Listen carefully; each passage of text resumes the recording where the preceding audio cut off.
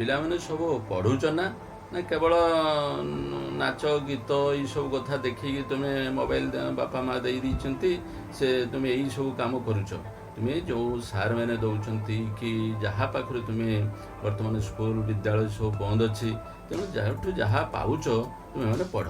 ତେବେ ଆମେ ଦ୍ୱିତୀୟ ଠାରୁ ସପ୍ତମୀ ତତ୍ପୁରୁଷ ପର୍ଯ୍ୟନ୍ତ ଆଲୋଚନା କରିଥିଲେ। ତାପରେ ଆମେ ପ୍ରାଦି ତତ୍ପୁରୁଷ ନନ୍ ତତ୍ପୁରୁଷ ବିଷୟରେ ମଧ୍ୟ ଆଲୋଚନା କରିଛେ।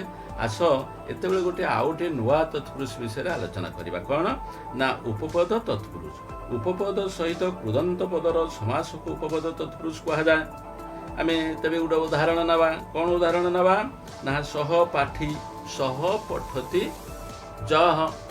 ତାହେଲେ ସିଏ ହେଇଗଲା କ'ଣ ନା ପାଠୀ ପଦ ସହିତ ସହ ପଦଟି ଲାଗିଥିବାରୁ ୟାକୁ ଉପପଦ ତତ୍ପୁରୁଷ କୁହାଗଲା।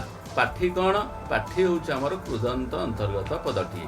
ତେବେ ୟାକୁ ତୁମକୁ ମୁଁ ଆଗରୁ କହିଛି, କୃଦନ୍ତ ପଢ଼ିଲା ପରେ ତୁମର ଏ ବିଷୟରେ ଭଲ ଭାବରେ ଧାରଣା ହେବ। ତେବେ ଆଉ ଗୋଟେ ଉଦାହରଣ ନେବି। କ'ଣ?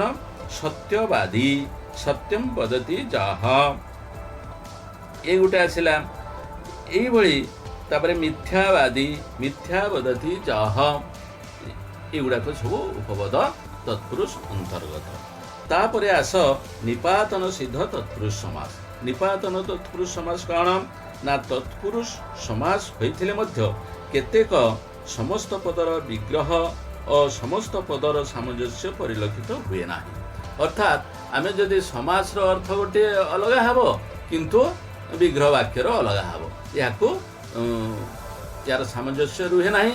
ୟାକୁ ନିପାତନ ସିଦ୍ଧ ତତ୍ପୁରୁଷ କୁହାଯାଏ। ୟାକୁ ମାନି ନେବାକୁ ହେବ। ଉଦାହରଣ ଗୋଟେ ନେବା। କ'ଣ ନା ଗବାକ୍ଷ ଗବାମ ଅକ୍ଷି ଇବ। ଗବାମ ଅକ୍ଷି ଇବ ହେଇଗଲା ବେଳକୁ କ'ଣ ହେଇଯାଉଛି? ଗବାମ ଗାଈର ଆଖି ପରି। ଯାହା ଆମେ ଯଦି ଅର୍ଥଟିକୁ କରିବା, ତେବେ ତାହା ହେଉଛି ଗବାକ୍ଷ। ଗବାକ୍ଷ କହିଲେ ସାଧାରଣତଃ ତାର ଅର୍ଥ ହେଉଛି ଝରକା। ତେବେ ଏହାର ସାମଞ୍ଜସ୍ୟ କିଛି ରହିଲା ନାହିଁ। ଏହାକୁ କୁହାଗଲା ଆମର ନିପାତନ ସିଦ୍ଧ। ୟାକୁ ମାନି ନେଇତେ ହେବ। ଅର୍ଥାତ୍ ବିଗ୍ରହ ବାକ୍ୟ ସହିତ ସମାସର କୌଣସି ସାମଞ୍ଜସ୍ୟ ରହୁନି, ଅର୍ଥଭେଦ କିଛି ରହୁନାହିଁ। ୟାକୁ ନିପାତନ ମାନି ନେବାକୁ ହେବ। ଦେଖ, ବଳାହକ ବାରିଣାଙ୍ଗ ବାହକ। ବଳାହକ କହିଲେ କ'ଣ? ୟାର ଅର୍ଥ ହେଉଛି ମେଘ। ମେଘ।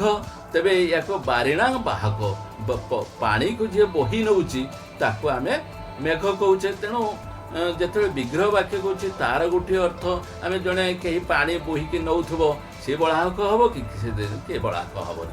ବଳାହକ କେବଳ ହେବ ମେଘ। ତେଣୁ ୟାକୁ କୁହାଗଲା ନିପାତନ ସିଦ୍ଧ।